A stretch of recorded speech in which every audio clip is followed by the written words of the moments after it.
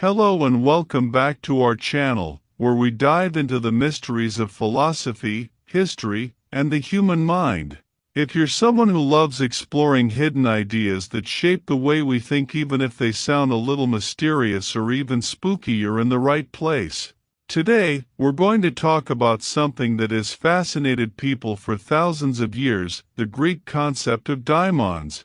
Were they divine helpers? Guardians? Or were they shadowy, dangerous beings? And here's the real twist: even the great philosopher Socrates, one of the most important thinkers in history, claimed to hear his own personal daimon. He said it guided him, warned him, and shaped his decisions. But centuries later, when Christianity became dominant in Europe, the same idea of daimons was transformed into something much darker: demons. So let's travel back in time and explore the story of these mysterious beings. To begin, let's clear up a common confusion. When you hear the word daimon, you probably think of demons, those terrifying creatures from horror movies, or evil spirits in Christian theology. But in ancient Greece, the word daimon had a very different meaning. The Greek word daimon, delta alpha mu omega nu, originally meant something like a spirit, an intermediary force, or even a personal guide. It wasn't necessarily good or evil. It was something in between humans and the gods, more like a messenger or a helper. Plato, in his writings, described daimons as beings that carry messages between the divine and the mortal. In fact, the Greek poet Hesiod, centuries earlier, said that after virtuous people died, they could become daimons, watching over the living like guardians. So, in the ancient Greek imagination, daimons were not monsters or evil spirits. They were part of a vast, complex spiritual ecosystem. Now, here's where it gets really fascinating. Socrates, the man often called the father of philosophy, claimed to have a personal daimon, which he called his daimonion. According to Socrates, this inner voice wasn't something he prayed to, and it wasn't exactly like the gods of Olympus either. Instead, it was more like an inner warning system. He said, whenever he was about to do something wrong, or make a mistake, the daimonion would stop him. For example, in Plato's Apology, when Socrates is on trial for his life, he tells the jury that his daimonion has always guided him. He even says that because the voice had not tried to stop him from defending himself in court, he knew that speaking out was the right thing to do, even if it would lead to his death. Imagine that, the greatest philosopher of Athens listening to a mysterious inner spirit. Was this a divine helper? Was it his conscience? Or was it something supernatural whispering into his mind? Fast forward a few centuries. When Christianity spread through the Roman Empire, the word daimon took on a new and much darker meaning. For early Christians, daimons became associated with fallen angels and forces of evil. Think about the difference. For the Greeks, a daimon could be a protector, a guide, or even a source of inspiration. For Christians, a demon was dangerous, deceptive, and purely evil. This transformation happened partly because Christianity wanted to separate itself from pagan religions. The gods of the Greeks, and all their spirits, became rebranded as demonic forces.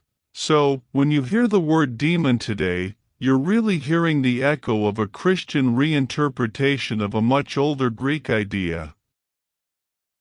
But here's an interesting twist.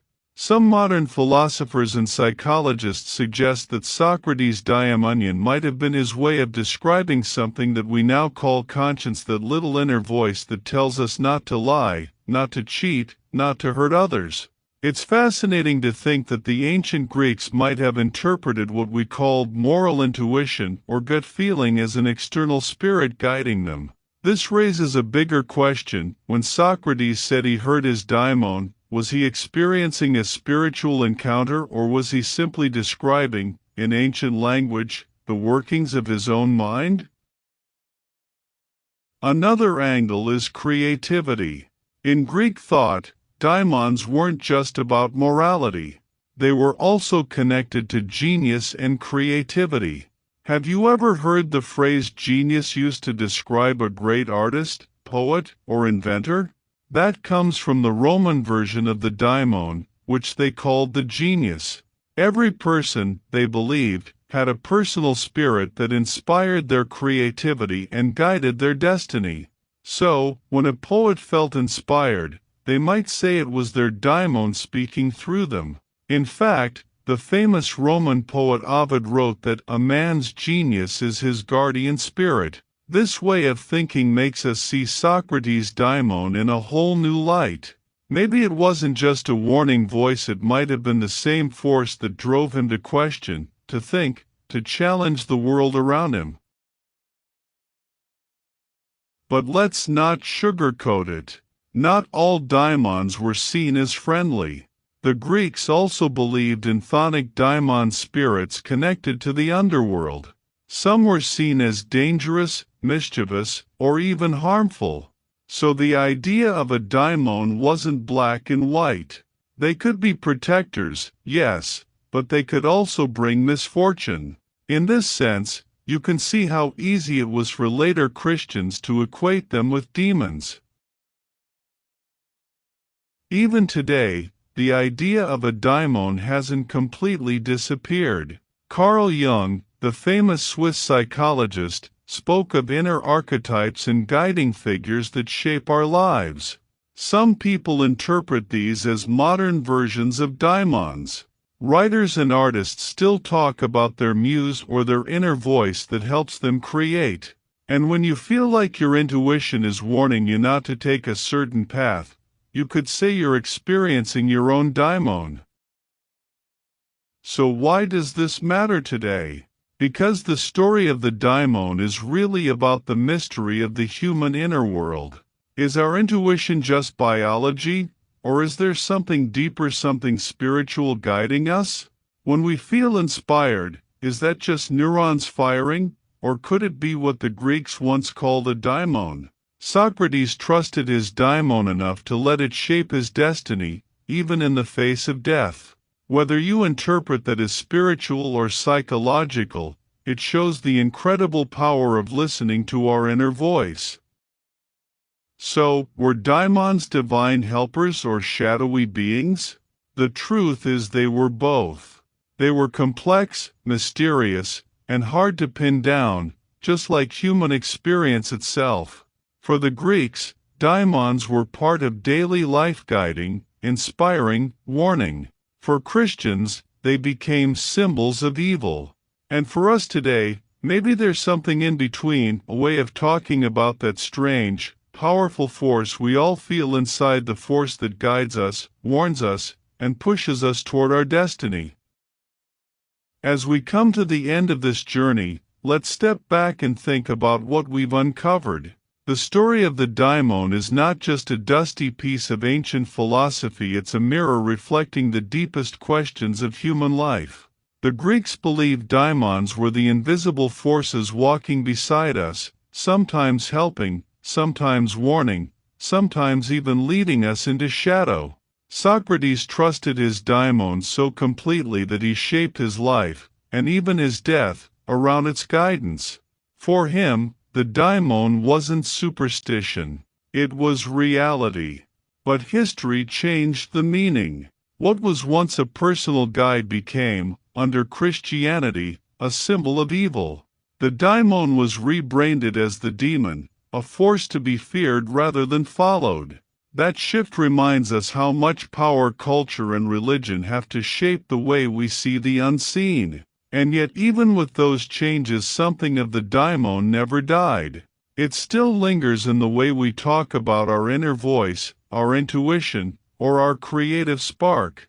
When a writer says inspiration came out of nowhere, when you get a gut feeling not to walk down a certain street, when you hear the quiet whisper inside saying this is the right choice, you are, in a way, experiencing the same mystery that Socrates called his daimonion.